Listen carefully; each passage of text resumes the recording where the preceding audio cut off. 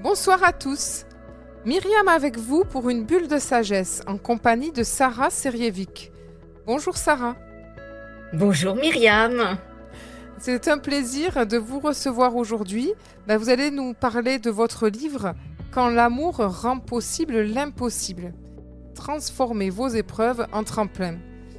Et je précise que le livre est paru chez Mama Édition. Absolument.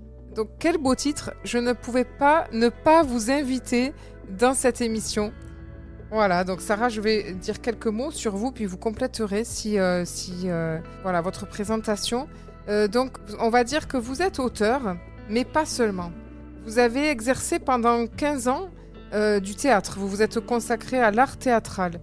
Et au bout de ces quelques années, enfin de ces 15 ans quand même, mais vous avez transformé votre passion pour la scène en une véritable mission de vie. Et c'est là que vous avez fondé, on va dire, il y a quand même 27 ans, cette méthode que vous avez appelée le théâtre authentique et qui est un outil pour se rencontrer, pour se connaître et pour se changer. Voilà, c'est ça, c'est un outil de changement, on peut dire comme ça, Sarah.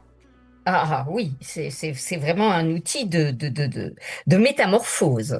Ah oui, de transformation plus que de changement, hein. Absolument, absolument. Et c'est grâce au théâtre que voilà, le théâtre sert d'espace de guérison et pour guérir des blessures affectives. Et puis, j'imagine, et je vois que dans votre livre, vous l'évoquez, pour s'ouvrir à une autre dimension. Absolument, Une dimension. absolument. C'est-à-dire ce théâtre authentique va vraiment permettre de remettre en mouvement ce qui est statique en nous, hein. Toutes nos croyances, nos cristallisations, nos crispations, nos a priori, nos rancœurs, les ténèbres de l'être, pour aller euh, ressusciter le vivant de la Ouais. personne, à travers le mouvement, à travers la parole authentique, parce que c'est la parole authentique qui nous permet de nous remettre en mouvement. Dès lors que l'on est dans cette authenticité, c'est-à-dire de retrouver la cohérence entre ce que nous sommes et ce que nous montrons, alors il y a une verticalisation de l'être qui fait qu'on va toucher l'essentiel de la personne. Et elle va rentrer dans sa vérité, elle va rentrer dans la profondeur de l'être et réconcilier ce qui est en elle euh, et mensonge à soi-même, ce que nous faisons tous. Ça veut dire ces rôles que nous endossons de façon plus ou moins consciente, par loyauté familiale, par confort, Oui, hein. oui, oui, oui, oui. Ou alors parce qu'il y a tellement de confiance en soi qu'on va jouer le personnage, pas le clown de service. Mm. Vous savez, souvent les clowns de service, hein, c'est pas des gens qui sont particulièrement bien dans leur peau, hein, la plupart du temps. D'ailleurs, souvent quand on rencontre les femmes de ces gens-là ou les hommes de ces personnes-là, c'est souvent des personnes dont les femmes ou les maris disent ah là là, mais dans la vie il est Mm. complètement déprimé, c'est Oui. terrible, c'est un taiseux terrible. Et alors quand je le vois rire comme ça en société, moi j'ai envie de le frapper. Oui. Eh bien, c'est vrai que votre livre fourmille d'exemples parce que vous en parlez justement de ce fameux rôle de l'humour à outrance. Et vous Mm. citez, vous n'hésitez pas à d'ailleurs parler de votre propre témoignage. Et également, vous prenez les exemples des différentes personnes. Alors moi, ce que je trouve intéressant et génial dans ce théâtre authentique, c'est que le théâtre, finalement, on a, pour le commun des mortels, dirais-je, voilà, pour nous, l'a priori que l'on pourrait avoir, c'est que le théâtre, c'est l'endroit où on met des masques, où on se déguise et où on joue un rôle. Or, avec vous, finalement, on se rend compte que on ne vient pas jouer un rôle, on vient prendre conscience des rôles que l'on a dans la vie, si j'ai bien compris, c'est ça? Évidemment, on vient jouer justement nos ambivalences, on vient être, on vient pour exister pleinement. Donc on fait exactement le contraire de ce que font les comédiens quand ils montent sur scène et qu'ils enfilent un costume. Là, on va enlever le costume justement. Ah oui, ah oui, c'est C'est-à-dire très montrer paradoxal. la personne cachée derrière le personnage. Oui. Enlever les masques, comme vous dites, hein. Oui. Exactement, exactement. Alors, votre livre m'a beaucoup intéressée également parce que je voudrais faire un clin d'œil à notre ami commun Pierre Lunel, qui Ah, vient, voilà, qui est passé il y a quelque temps également sur notre antenne et qui reviendra tellement il a des choses à raconter. Et c'est lui qui a fait la préface de votre livre. oui. Oui, oui, et j'en suis très, très honorée. J'en suis très honorée parce que Pierre, alors c'est vraiment l'exemple typique de la métamorphose de l'amour. Ça veut dire cet homme-là qui a été vraiment capable de transcender son personnage pour devenir l'être profond qu'il est. Moi, je le connais depuis 40 ans, donc je sais de quoi je parle. C'était vraiment un personnage qui a été tellement sollicité par les grands de ce monde que à l'époque, ben, il éprouvait le besoin de cultiver ce personnage. C'était Oui, et puis jusqu'au jour où bon, il a fait des rencontres là essentielles, euh, notamment avec l'abbé Pierre, avec sœur Emmanuel, avec le père Pedro, avec Ama. Amma, et donc toutes ces personnes, toutes ces grandes figures de la spiritualité l'ont invité. euh, il a été invité à travers ces personnes-là, à travers ces immensités qu'il a rencontrées, de rencontrer l'être immense qu'il est lui-même, tout Ouais. simplement. Ah ouais, c'est un beau témoignage. Et il est tellement plein de vie, c'est vrai, de passion, de joie. Et dans ce que vous dites, il a transcendé son personnage. On entend que finalement, le travail consiste moins à changer que à sublimer quelque part ce que l'on est déjà. Euh, oui, je ne sais pas si j'emploierais ce mot. Je dirais plutôt que ce travail invite à rencontrer l'espace vierge en nous. Celui qui n'a pas été touché par des jugements, par des croyances, par des a priori, par des faux semblants. Cette partie, ce morceau d'éternité en nous, qui nous appelle, ce qu'on appelle l'amour avec un grand A, et et qui parle à l'intérieur en permanence sans qu'on en ait conscience.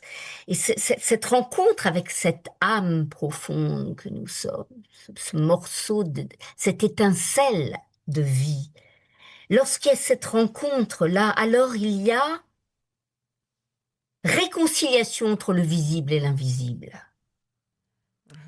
Et à partir de là, c'est l'immensité de notre humanité euh, qui va s'exprimer. Et d'ailleurs, c'est peut-être bien pour cela que Pierre Lunel vous appelle la jardinière de l'âme. Mhm. Oui, ça m'a touché vraiment infiniment. Venant de lui, ça me touche infiniment. Oui, parce que c'est vraiment euh, ce morceau d'éternité dont je viens de parler, c'est comme toujours en amour, c'est quelque chose qui doit être arrosé au quotidien. C'est une conscience. L'amour est une conscience. Il est un magnétisme, ce n'est pas un sentiment, c'est un magnétisme. Un magnétisme qui se révèle euh, par la conscience. Ça se révèle parce qu'il y a cette conscience d'arroser chaque jour cette flamme qui appelle, qui veut vivre et qui transcende notre tout petit corps, qui va bien au-delà de nous, qui nous fait rencontrer dans notre vastitude. Ah oui, l'amour, c'est ce qui vous passionne. Et c'est, je rappelle le titre de votre livre, Quand l'amour rend possible l'impossible. Dans votre livre, c'est une éloge de l'amour dans toutes ses dimensions. Mais on y reviendra peut-être tout à l'heure. Je vais vous proposer, Sarah, une première pause musicale et nous allons nous retrouver tout de suite après pour quand même plonger un petit peu dans votre propre parcours de vie et dans votre quête personnelle. À tout de suite. Myriam avec vous pour une bulle de sagesse en compagnie de Sarah Serjevic. Sarah Serjevic, auteure du livre Quand l'amour rend possible l'impossible, transformez vos épreuves en tremplin. Voilà, c'est aux éditions Mama Édition. Et juste avant la pause, donc voilà, Sarah nous emportait déjà dans le, on va dire, dans le tourbillon de l'amour, mais l'amour avec un grand A, c'est-à-dire pas les amours humains, affectifs, j'allais dire, que l'on peut connaître. Vous parliez vraiment de l'amour avec voilà, le sentiment de reliance avec l'invisible, l'amour comme sentiment éternel. C'est bien ça qui vous tient à cœur, essentiellement. Oui, et comme force transcendante, hein, parce que quand je parle d'amour, ça pourrait paraître naïf, hein, mais je parle certainement pas de cette illusion qui serait d'aimer tout et tout le monde, c'est-à-dire rien ni personne, hein, mais je parle de cette force transcendante qui est créatrice de vie, tout simplement, qui, qui crée le vivant à travers, on rencontre ça à travers des circonstances, à travers des épreuves, à travers des paysages, à travers une lecture, à travers une rencontre. Mais c'est ce feu de l'être dont je parle, et ce qui ne concerne pas l'état amoureux, et encore moins cette espèce de, comment dire, d'illusion amoureuse qui vient vous distraire du vide. Néanmoins, ce que j'ai pu lire dans votre témoignage, c'est que les blessures amoureuses, les ruptures, sont quand même des endroits où on se retrouve justement dans cette nudité, dans cette fragilité, et Mm. qui peut-être peuvent servir, ben, comme vous dites, de tremplin à un amour plus grand. Exactement. Ouais. Et avec ça, vous savez, quand on est dans la déchirure d'amour, on a deux choix, hein. Ou de s'aimer un peu plus, ou de s'aimer un peu moins. Ça veut dire soit de s'annuler parce que la relation n'a pas fonctionné, se donner des coups tout seul, soit justement de s'aimer un peu plus, c'est-à-dire de faire de cette expérience douloureuse le tremplin pour une transformation, de faire de cette expérience un enseignement qui vient vous raconter, vous parler des parts de vous qui sont, qui ont besoin d'être transformées, Oui, qui ne veulent pas vivre, les oui, parties de soi qui ne veulent pas vivre, tout oui, simplement. oui. Mais j'ai beaucoup aimé ce chapitre, on y reviendra tout à l'heure. C'est quand même un aspect inédit de la manière dont vous abordez les choses, de dire que finalement, eh bien, euh, quand une personne part ou quitte une relation amoureuse, vous le présentez comme si on n'est pas capable d'accueillir l'amour. C'est pour ça qu'on n'en veut pas. On Hmm. n'est pas digne d'être aimé. J'ai trouvé ça vraiment très beau et finalement très juste. Exactement. Mm. Hmm. Ah.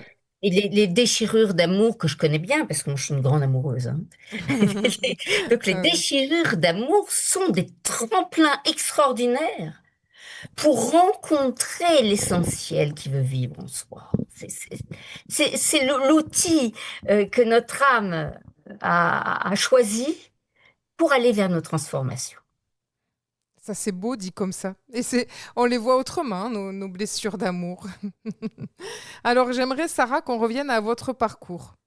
Oui. Donc, bah, pendant les 15 années, vous étiez donc au Conservatoire national supérieur d'art dramatique de Paris. Donc, Hmm. vous étiez actrice, Hmm. metteur en scène.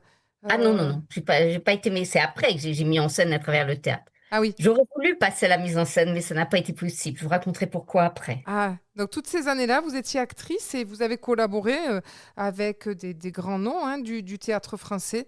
Oui, Donc, je cite Jean Poiret, Michel Serrault, Pierre Mondy, François Perrier et bien d'autres, hein, Guy Tréjean, etc. oui. Voilà.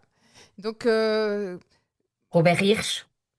Robert Hirsch également, Mm, oui. mm, mm, mm. Alors, durant ces quelques années, est-ce que vous étiez déjà intéressé par cette soif de Mm. spiritualité, de sagesse?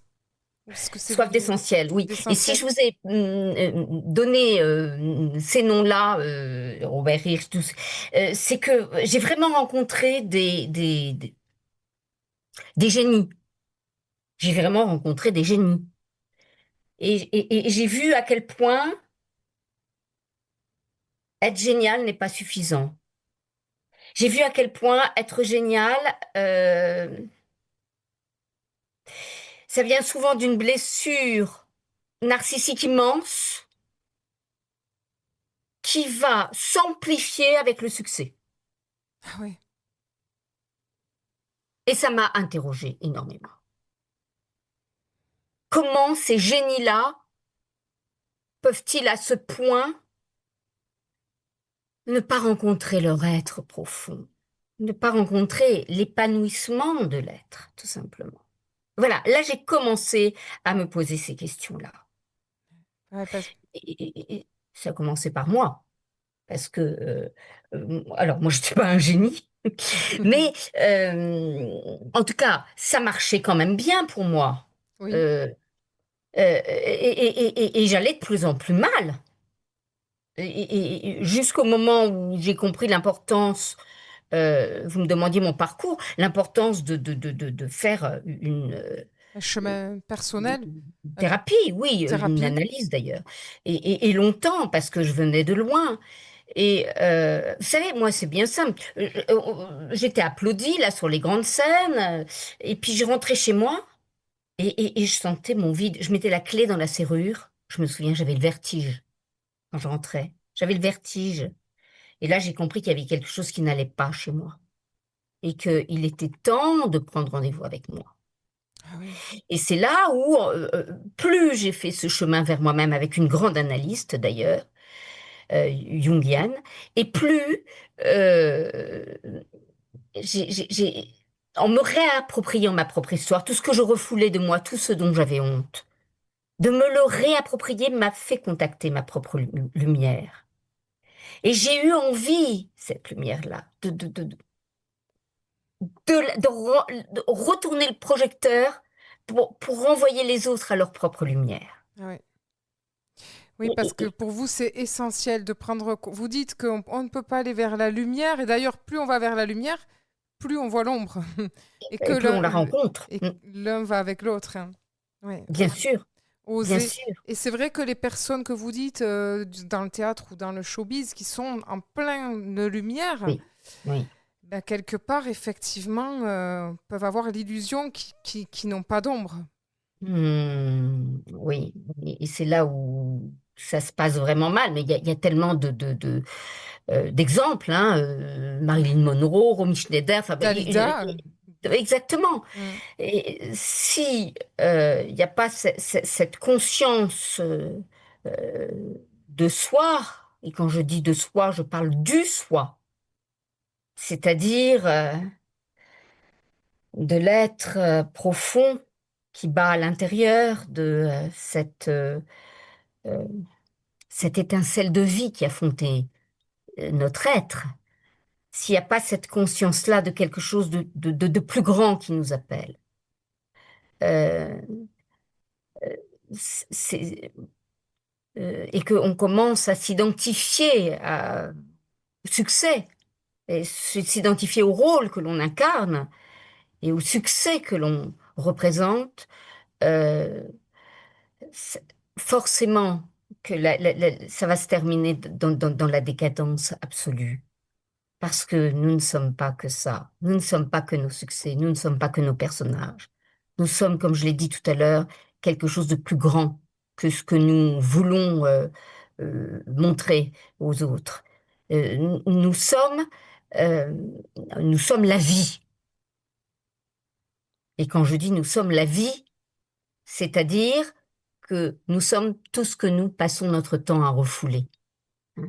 Le mouvement naturel d'un être humain, c'est d'aller vers la vie et de rejeter ce qui détruit la vie. Hein. Et regardez, inspire, expire. Quand j'expire, eh ben, je rejette le gaz carbonique, les toxines qui sont en moi et qui empêchent la vie de s'écouler à l'intérieur de moi. C'est le mouvement naturel d'un être humain. Or, nous passons notre temps à nous complaire, à nous cramponner dans ce qui nous détruit. hein, à cramponner, se cramponner à des personnages, à des rôles, à des émotions, à des colères, à des rancœurs, à des jalousies, à des doutes, à des images de soi négatives. On se cramponne là-dedans. Finalement l'inverse de ce que notre nature humaine attend de nous, c'est-à-dire d'exprimer simplement le vivant de l'être. Eh bien, merci Sarah. Je vais vous proposer une deuxième pause musicale et nous allons nous retrouver tout de suite après pour la suite de vos aventures, de votre parcours de vie. À tout de suite. Myriam avec vous pour une bulle de sagesse en compagnie de Sarah Serjevic. Sarah Serjevic qui nous présente déjà son parcours de vie, qui était une ancienne comédienne en théâtre, pendant toutes ces années, et puis qui a créé ensuite le théâtre authentique comme un outil pour se rencontrer. Alors là, je vraiment schématise parce que c'est bien plus que ça. Vous avez déjà commencé à nous en parler, Sarah, puis tout à l'heure, on va en reparler quand même. Votre livre, je rappelle le titre, Quand l'amour rend possible l'impossible, aux éditions Mama Édition. Alors Sarah, juste avant la pause, vous étiez en train de nous parler de ce que c'était que finalement votre prise de conscience qui a fait que, de voir tous ces artistes qui étaient dans le feu de la lumière et vous-même face à votre propre vie de personnel, ça vous a mis en route vers vous. Et ce qui vous passionne aujourd'hui, c'est ça, c'est vous me disiez tout à l'heure, que les gens, de les aider à révéler cette part de vie en eux. Alors, c'est quoi être vivant pour vous? Et voilà. Oui, quand je parle du vivant de l'être, je parle certainement pas alors cette espèce d'amour, hein, comme ça, que du positif, de l'amour, de la générosité, de la grâce, de la beauté.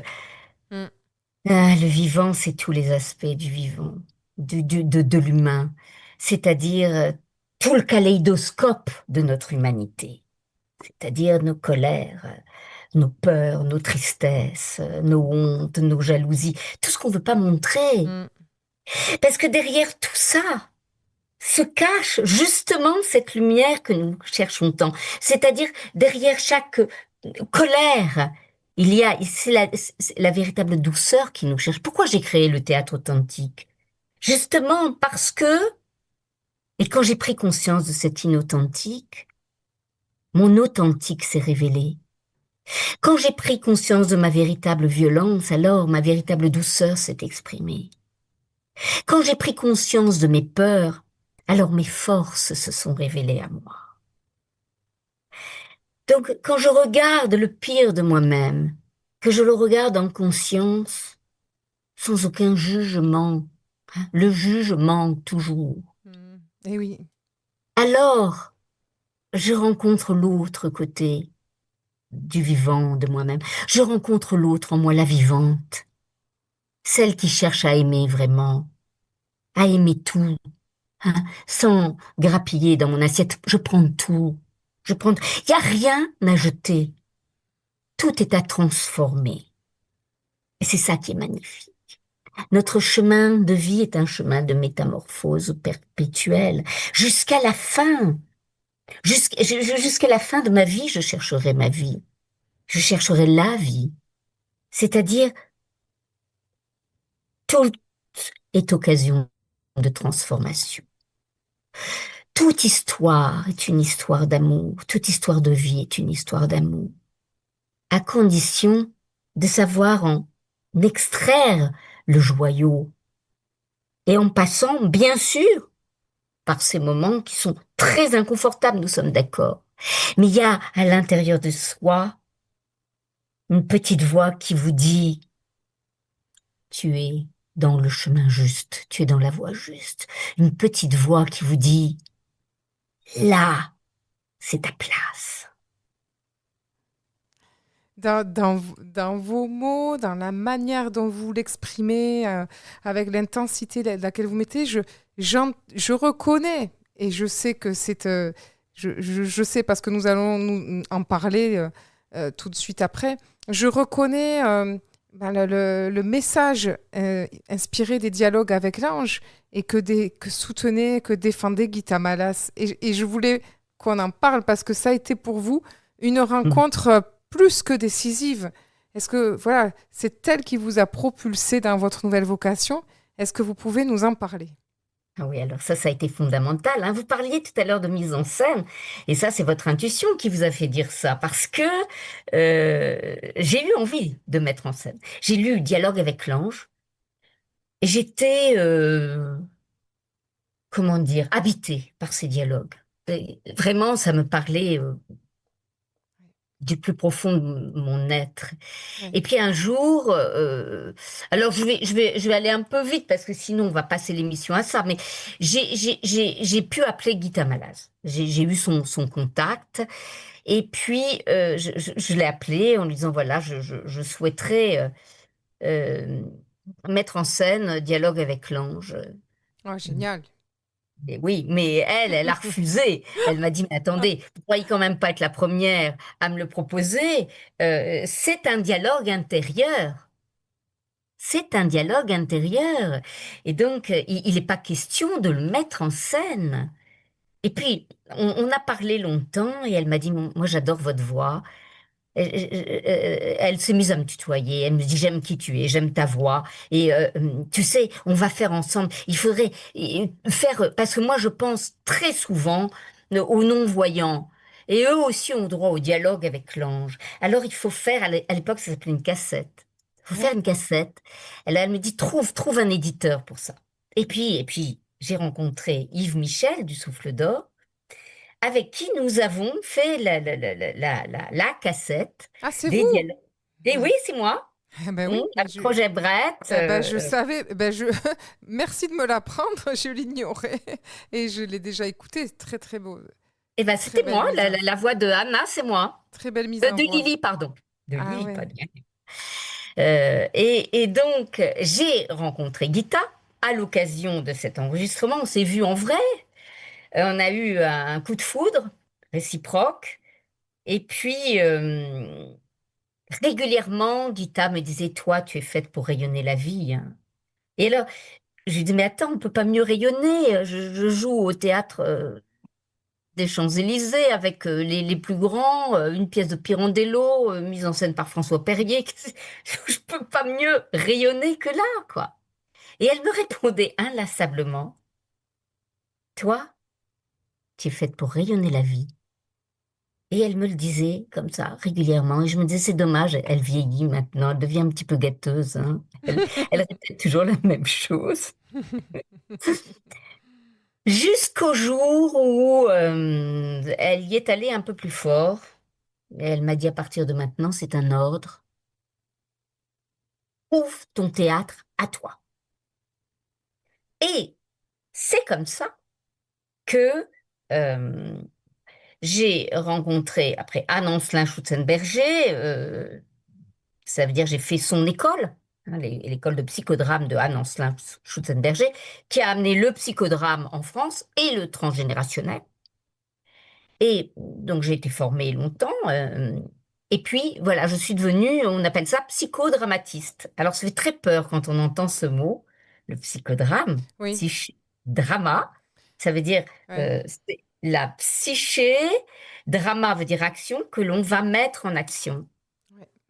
Et c'est comme ça que j'ai créé mon théâtre authentique. Malheureusement, Gita n'était plus de ce monde quand j'ai créé mon théâtre authentique.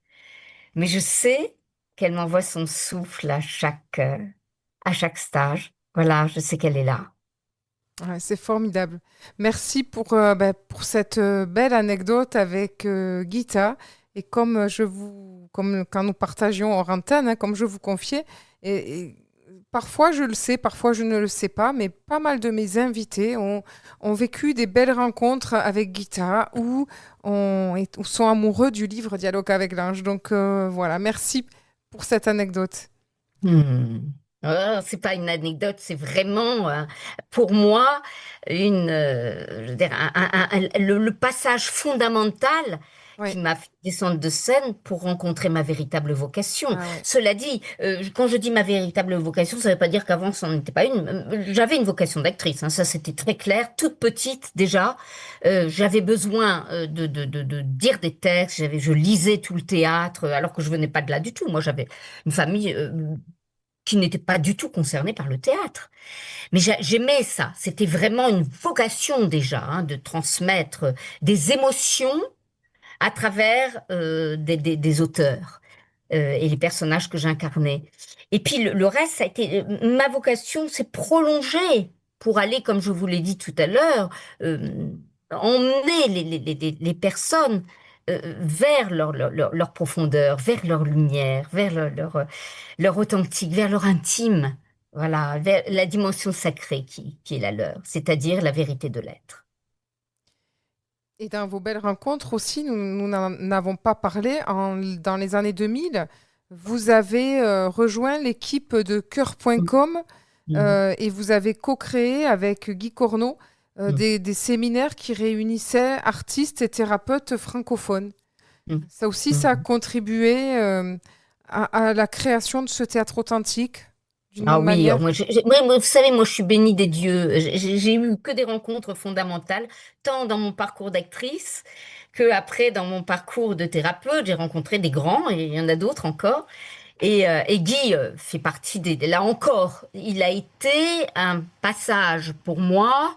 euh, Ça a été une rencontre fondamentale parce que effectivement, quand on était ensemble dans cette équipe de cœur.com, euh, moi j'avais été formée par un Ancelin Schutzenberger qui est un génie, euh, qui est très lacanienne, ce qui n'est pas du tout ma formation, euh, très analytique, c'était très analytique. Et Guy euh, m'a invité là aussi euh, vraiment à être qui j'étais, moi, en dehors de toutes les techniques que j'avais apprises. C'est-à-dire que à travers lui, et à travers son regard, je me suis sentie autorisée, pleinement autorisée. Même si j'avais eu le diplôme avant par un Ancelin, mais après un génie comme Anne, on a du mal après Oui, euh, oui, à oser animer. Voilà. Mais c'est lui qui m'a donné l'autorisation oui. finalement. Le diplôme, c'est elle, et l'autorisation, finalement, c'est Guy qui me l'a apporté. Quand je l'ai vu faire, quand je l'ai vu oser tout ce qu'il osait faire, eh ben, j'ai osé moi aussi. Ah oui. Et ça m'a invité à déployer mes ailes. C'était une grande rencontre. C'était lui aussi un génie, une autre forme, un grand être et on ne pouvait pas ne pas aimer Guy. C'était pas possible. Et j'ai senti le besoin d'être à la hauteur de l'amour que j'éprouvais pour lui. Voilà, qui n'était pas un amour amoureux homme-femme, hein, c'était l'amour que j'avais pour. Il était une référence pour moi. Il était une référence. Et je voulais être à la hauteur de ça. Et c'est en cela par sa simple présence, il m'a déployé. Voilà. Magnifique. Merci Sarah. Je vais vous proposer encore une pause musicale et ben, nous allons nous retrouver tout de suite après pour continuer d'explorer un peu, j'allais dire, j'essaye de garder le fil, mais c'est tellement passionnant qu'on va essayer de garder le fil et de parler de votre livre. À tout de suite. Myriam avec vous pour une bulle de sagesse en compagnie de Sarah Serjevic. Donc Sarah Serjevic, auteure du livre.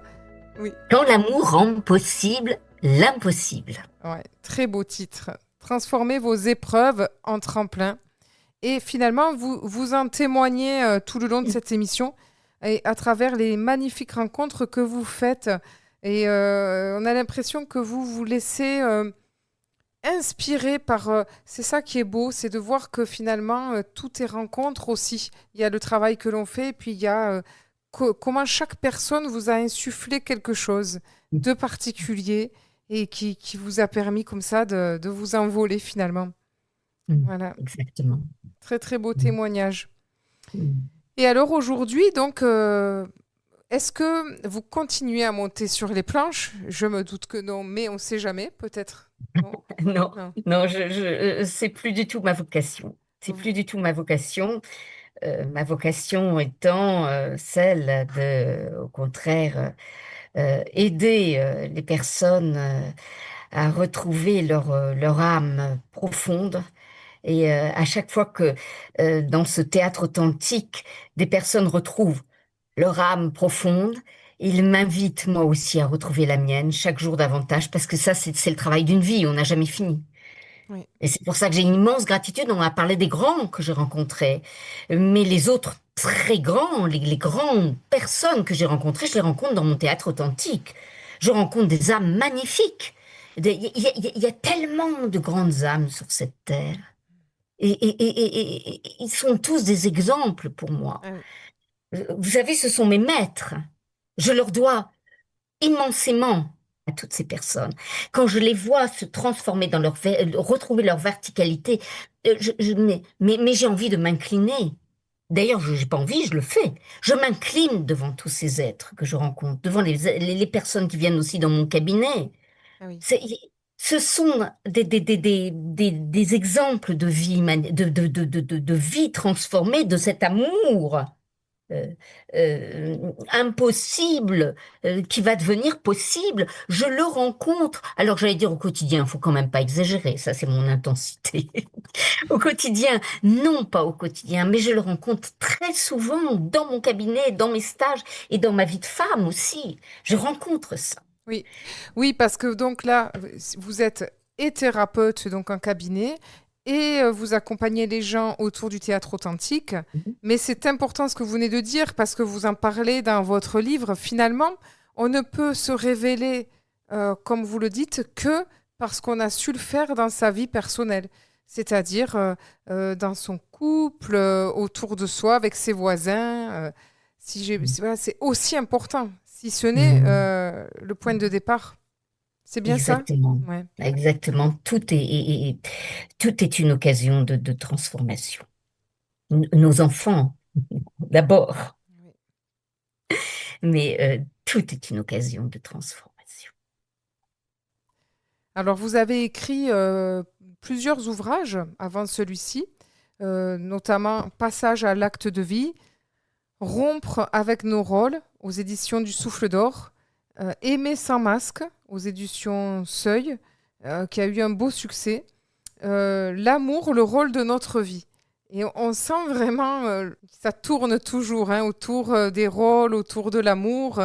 Et voilà. Et aujourd'hui, ben, Mm. ce Alors, livre, juste avant, je voudrais vous dire oui, que euh, Aimer sans masque et l'amour de notre vie, c'est le même livre. Je vous explique. Aimer sans masque est sorti 3 semaines avant le Covid. Bon, ah oui, évidemment, je d'accord. ne savais pas qu'on allait porter des masques. Ah oui, Et comme il a bien marché, il a été publié en poche 1 an après. On était toujours dans le Covid. Et donc, mon éditeur a transformé le titre parce qu'on croyait que je parlais de la pandémie. Donc voilà pourquoi il est devenu l'amour, le rôle de notre vie. ah C'est oui, le même. effectivement, je comprends mieux. Voilà. Il y a l'humour quand même de la chose. Oui, les clins d'yeux des anges. Ah oui. Mm. Et donc ce livre, ce dernier livre, Quand l'amour rend possible l'impossible, Mm. qu'est-ce qui vous a décidé à l'écrire? Et si j'ai bien compris, vous l'avez voulu comme une série de à la fois, c'est pas un livre qui parle à l'intelligence, vous essayez de dire qu'est-ce que c'est que l'amour, mais les miracles que l'amour fait dans les vies de chacun. Et vous utilisez comme ça les exemples de personnes dont vous parliez tout à l'heure, les personnes qui sont venues et que vous avez vues sous vos yeux se métamorphoser. Exactement. Euh, alors, ce qui m'a donné envie d'écrire cela, c'est que rompre avec nos rôles, je parle des rôles sociaux Oui, que nous endossons pour nous adapter en quelque sorte, nous adapter à la société, à voilà, nos familles. Ce sont des rôles qui nous permettent d'exister malgré tout, mais qui nous trahissent, hein, les rôles qui nous trahissent. Et aimer sans masque, c'est la... J'ai voulu montrer que nous jouons aussi à notre insu. C'est toujours les rôles, on les joue toujours à notre insu, hein. On n'est pas en train de tricher, ça, il faut le savoir, hein.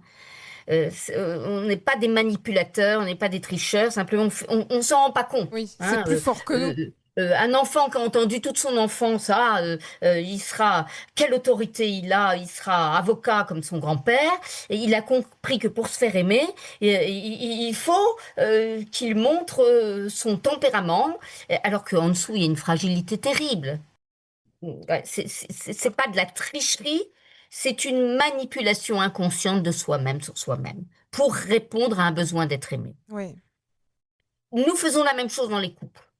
Là, dans les couples, aimer sans masque, on endosse des rôles qui font on a cru que en jouant ces rôles-là, on va être aimé de l'autre. Et c'est exactement comme ça qu'on s'éloigne de l'amour. oui, Et quand l'amour rend possible l'impossible, là, on ne parle plus des rôles, on parle de l'amour, c'est-à-dire l'amour dans sa dimension miraculeuse. Voilà pourquoi j'ai eu envie d'écrire ce livre. De montrer que l'amour, ça n'est pas un sentiment, c'est un magnétisme en nous qui se révèle à travers des situations. C'est notre nature essentielle. Et ce miracle-là, le miracle du vivant, effectivement, je raconte comment je le rencontre, comment je l'ai rencontré moi dans ma vie, comment je le rencontre dans mon cabinet, à travers les stages, ces personnes magnifiques qui viennent s'exprimer et aussi vous savez, on vit une telle période chamboulée. C'est important qu'il y ait des messages d'espoir aujourd'hui. ah oui, Je complètement. parle aussi de tout ce qu'on parle pas, tout ce qui existe en ce moment et qui est merveilleux, des associations extraordinaires qui font des miracles, des histoires miraculeuses qui existent dans notre vie à côté de chez nous et dont on ne parle pas assez. Non, même pas assez, dont on ne parle pas, point. Oui, Voilà. dont on ne parle J'ai pas. voulu révéler cela pour donner espoir. Ce livre est venu d'un besoin fondamental de recréer de l'espoir dans cette période mortifère que nous sommes en train de traverser, dans cette période chamboulée, dans cette période qui ne valorise que le drame. Ah oui, pour le coup. Voilà. Donc, il y en a marre du drame. Si nous sommes tous debout aujourd'hui, Myriam, dans ce chaos, hein, général, c'est bien parce qu'il y a plein de lumière autour. Il y a plein d'êtres lumineux autour qui font que ce monde continue de tenir debout. Et c'est ça que j'ai tenu à exprimer dans ce livre. C'est ce qui m'a motivée. Eh bien, donc, le pari est fort. Et mais je pense que le livre répond à vos attentes, en tout cas. Et je me dis, les lecteurs, j'allais dire Oui. les auditeurs, mais les lecteurs qui vont découvrir ce que vous proposez, ils auront peut-être envie de vivre cette expérience. Ah, Mais alors, écoutez, alors c'est ce que je souhaite. Oui. eh ben oui, mais alors, Mm. comment vont-ils faire s'ils sont à l'autre bout de la France? Ah, vous parlez de l'expérience du théâtre Du théâtre authentique? authentique, bien Ah sûr. non, mais moi je disais ce que j'espère, c'est qu'ils vivent l'expérience du miracle. Parce que l'expérience du miracle, elle est en eux. Alors, s'ils veulent venir au théâtre authentique, c'est autre chose, et on va en parler si vous voulez. Mais moi, ce qui me fera le plus plaisir, c'est que ces personnes se disent, mais le miracle est aussi en moi. Et je peux, à travers des toutes petites choses, le réaliser, simplement en changeant mon regard sur les événements, en ouvrant ma conscience à toutes les parts de moi qui meurent à l'intérieur de moi. Simplement en décidant, mais en conscience, que aujourd'hui, je décide de faire, de mener à bien cette journée, simplement en regardant le beau de cette journée, simplement en posant des fleurs sur une table et de m'émerveiller de ça, simplement en regardant un paysage, en lisant un poème, en caressant la tête d'un enfant. Là, tout d'un coup, quelque chose de mon humanité est en train de se déployer. Ah, C'est ça, le miracle. Mon voisin qui m'insupporte parce qu'il claque la porte le soir alors que je suis prêt à m'endormir, que tout d'un coup, je vais le rencontrer dans l'escalier. Dans ce regard de cet homme ou de cette femme, je vais voir mon pareil. Je vais rencontrer chez lui la, la, la petite étincelle de désespoir là qui est dans son œil et qui est concomitante avec l'autre étincelle, l'étincelle vivante en lui. Et cette étincelle vivante va être reconnue simplement parce que je vois son désespoir. Je vois que s'il est dans cet égoïsme-là, à ne pas penser à moi la nuit, c'est que simplement il est trop encombré de sa souffrance pour regarder la mienne. Et quand deux consciences se rencontrent, alors c'est le moment du miracle. C'est là que l'amour vibre. C'est là le lieu du miracle. Voilà, c'est ça que je souhaite. Alors bien sûr qu'ils viennent dans mon théâtre authentique, mais bien volontiers, parce que hmm, oui. c'est évidemment un lieu de transformation extraordinaire. C'est évident qu'il y a un avant et un après dans mes stages. Ah oui. Et oui, parce que ça donne envie, tous les exemples que vous donnez, parce que ce sont dans des toutes petites choses de notre vie, avec simplicité. Mais c'est vrai que l'exemple du voisin, avant d'arriver à sentir le désespoir dans l'œil, je pense on peut vite être tenté par être rattrapé par notre propre rôle, s'agacer, être en colère, etc. Est-ce que ça peut se faire aussi simplement? C'est une conscience qui s'ouvre. Alors, puisse ce livre aider les personnes à ouvrir leur conscience et à tout d'un coup regarder l'autre comme un autre. Oui, Mais vous savez bien, quand on est amoureux, Myriam, oui. on voit tout différemment. Ça veut dire, là, je suis en train de regarder par la fenêtre, il y a des nuages et du ciel bleu.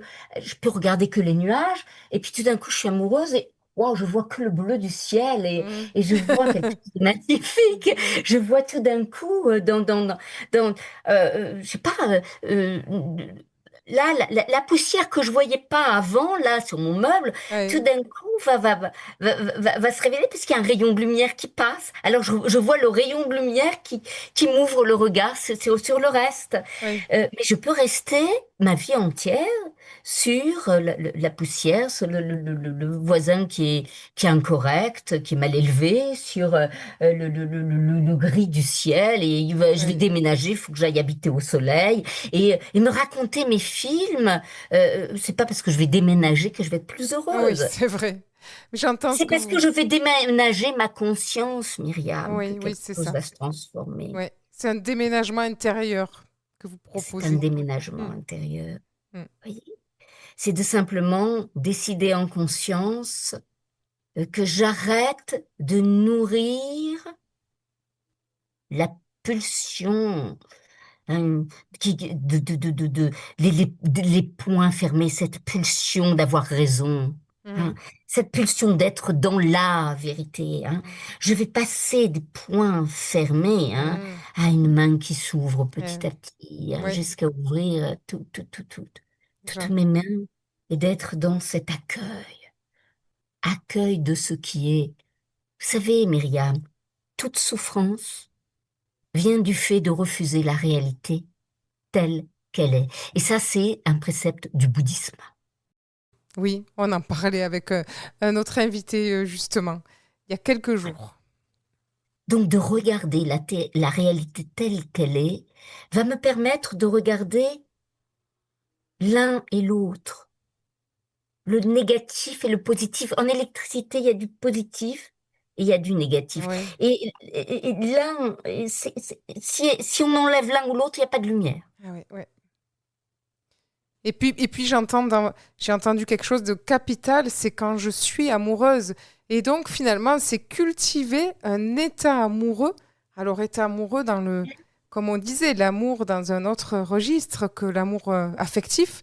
Cultiver cet état amoureux, finalement, ben, c'est ça qui transforme notre regard.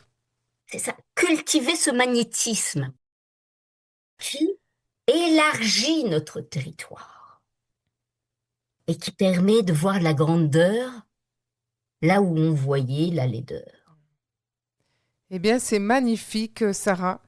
Je vous propose de terminer sur ces très belles paroles comme un petit mot de la fin, parce que nous arrivons malheureusement à la fin de cette émission. Mais j'espère que nous nous retrouverons sur cette antenne, parce que je pense que vous avez beaucoup de choses à partager et à transmettre. Merci, Sarah. Volontiers, volontiers, Myriam, ça sera un immense plaisir.